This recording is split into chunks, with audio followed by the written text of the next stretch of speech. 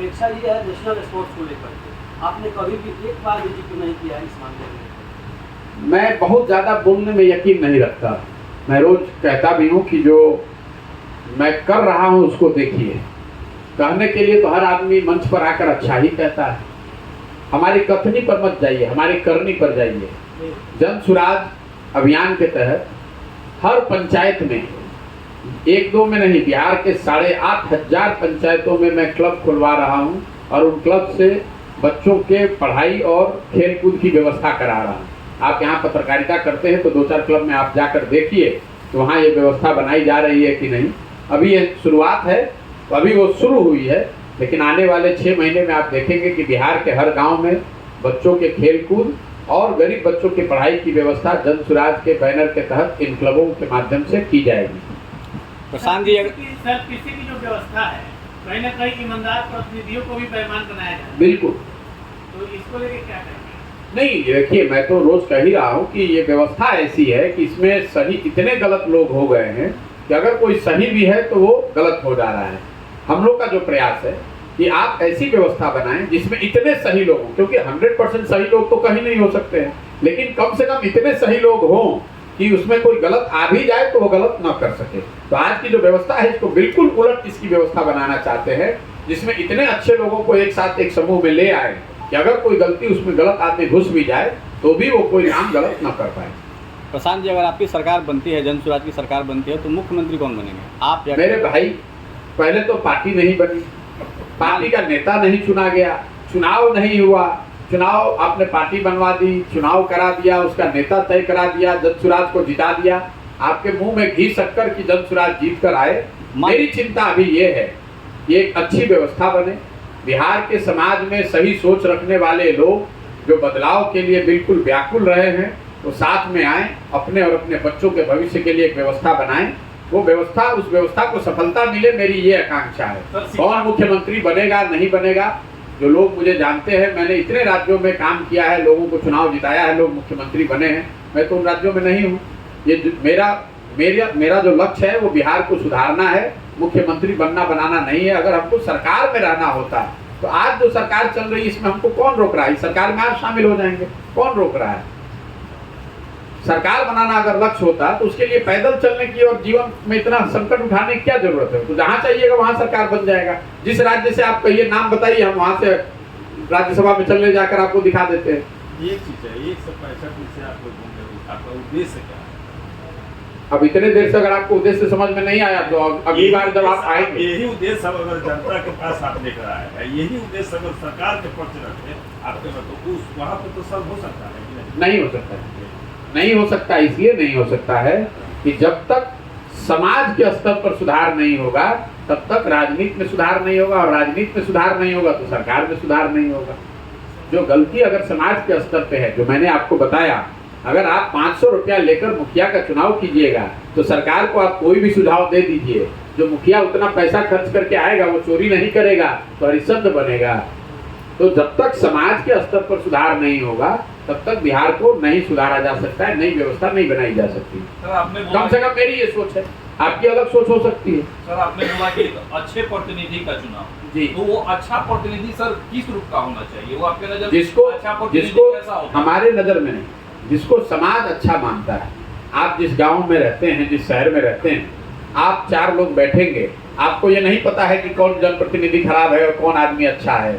हर व्यक्ति को ये मालूम है कि उसके गांव, उसके इलाके, उसके ब्लॉक, उसके प्रखंड में कौन लोग अच्छे हैं। जरूरत इस बात की है कि उस अच्छे आदमी को ये हिम्मत, ये हौसला, ये विश्वास दिलाया जाए कि वो राजनीति में अगर आकर भागीदार बनेगा तो वो चुनाव लड़ सकता है, जीत सकता है, उसको गलत कुछ नहीं करना पड़ेगा। तो ये जो पूरी व्यवस्था है वो उन लोगों को विश्वास दिलाने के लिए है जो समाज के अच्छे लोग हैं, जो समाज की नज़र में अच्छे लोग हैं, और उनको साथ जोड़ने का है कि अगर आपको अपने और अपने बच्चों को के भविष्य के लिए प्रयास करना है तो बाहर बैठ के कमेंट्री करने से, बाहर बैठकर बात करने से नहीं होगा। बिहार को सुधारने के लिए बिहार के लोगों को ही प्रयास करना पड़ेगा। हर आदमी बाहर बैठ के ये कहेगा ये खराब है, वो खराब है, बड़ा अंधकार है, तो ये साफ होगा कैसे? बिहार को सुधारने के लिए इंग्लैंड से आदमी तो आएगा नहीं। आप करें, हम करें, आज करें, 50 वर्ष के बाद करें, करना तो बिहार के लोगों को ही पड़ेगा। और अगर ये स्थिति नहीं सुधरी तो जो हालत आज बिहार की है आने वाले 10 साल, 15 साल, 20 साल में स्थिति और बिगड़ेगी। इसलिए बिगड़ेगी कि दूसरे राज्यों में तरक्की और बढ़ती चली जा रही है। तमिलनाडु में जो मारपीट हुआ या दूसरे राज्यों में हो रहा है, वो क्यों हो रहा है, उस बात को आप समझिए। वो सिर्फ रोजगार का मामला नहीं है, मामला ये है कि उन राज्यों में मजदूरी जो है वो बढ़ती चली जा रही है। केरल में दैनिक मजदूरी 700 है, तमिलनाडु में दैनिक मजदूरी 600 रुपये है।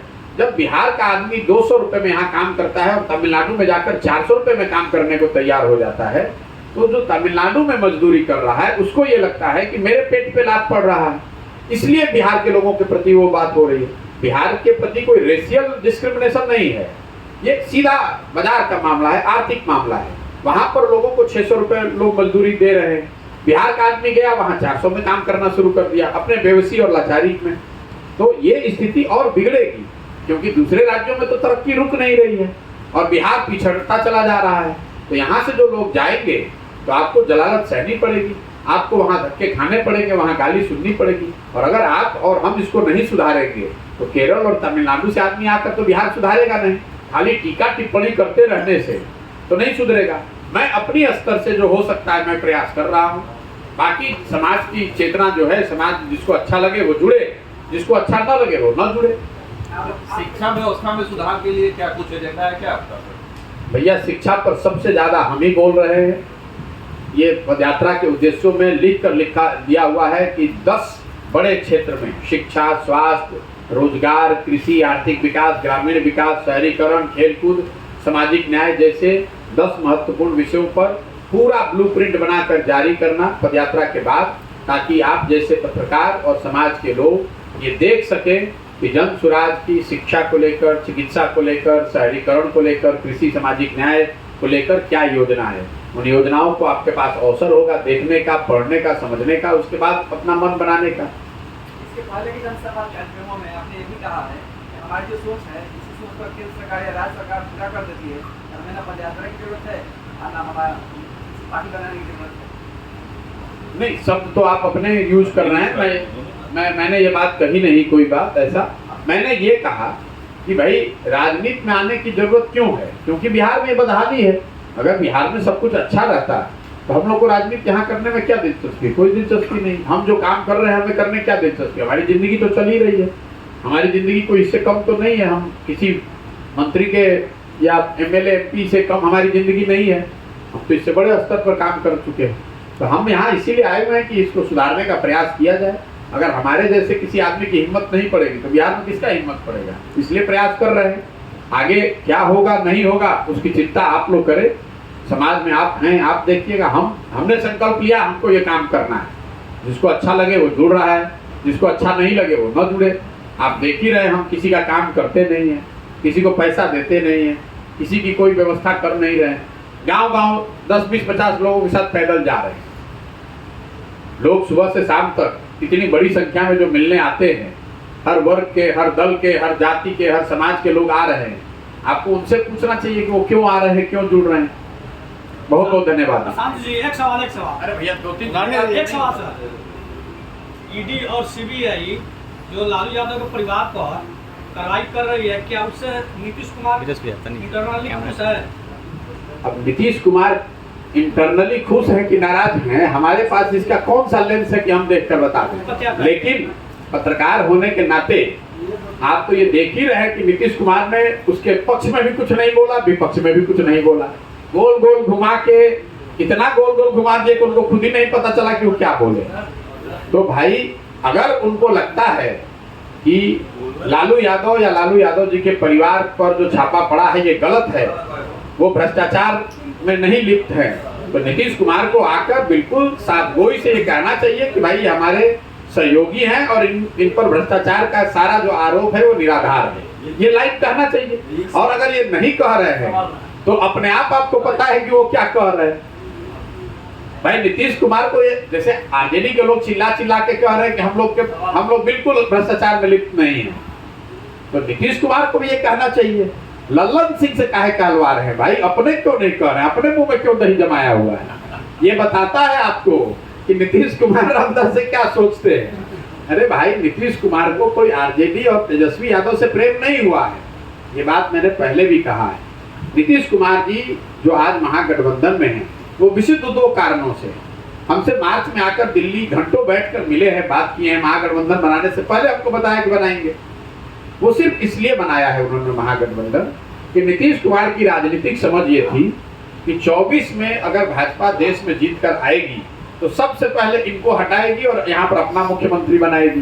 तो इसलिए भाजपा हटाए उससे पहले खुद ही छोड़कर महागठबंधन बना लें तो कम से कम 25 नवंबर तक तो मुख्यमंत्री बने रहेंगे। और दूसरी सोच उनकी ये है कि हमारे बाद, उनको भी मालूम है कि 25 के बाद तो मुख्यमंत्री बनना नहीं है, तो हमारे बाद ऐसी सरकार रहे जो आज से भी बदतर हो, ताकि लोग ये याद करें और कहें कि भाई कुछो कहो कतनो खराब रहे नीतीश कुमार के सरकार से तो ठीक रहे। तो आप नीतीश कुमार को नहीं जानते हैं, हम उनको बहुत अंदर से जानते हैं।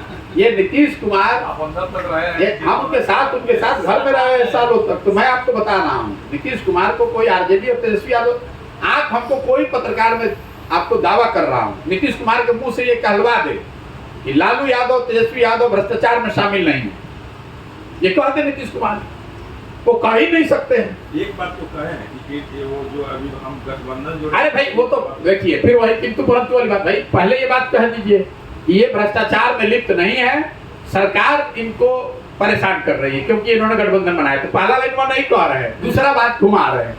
अरे भाई ये कहने से आपको कौन रोक, सीधा सवाल होना चाहिए कि आपकी नजर में आरजेडी के नेता लालू जी, तेजस्वी यादव या उनके सहयोगी भ्रष्टाचार में लिप्त है कि नहीं है? नीतीश जी कह दे कि नहीं है, इसमें दिक्कत क्या है? ये कहने में उनको कौन रोक रहा है? ये तो ईडी सीबीआई नहीं रोक रही है उनको। नीतीश जी को मैं चैलेंज करता हूँ, कह दे, आप छाप दीजिए इस बात को, मैं चैलेंज कर रहा हूँ। अगर नीतीश कुमार में दम है तो ये कह के बता दें कि लालू यादव और तेजस्वी यादव और उनके परिवार के लोग भ्रष्टाचार में लिप्त नहीं है, ये सिर्फ पॉलिटिकल वेंडेटा है जिसके तहत उनको परेशान किया जा रहा है। ये बात कह दीजिए, हम लोग मान लेंगे। चलिए।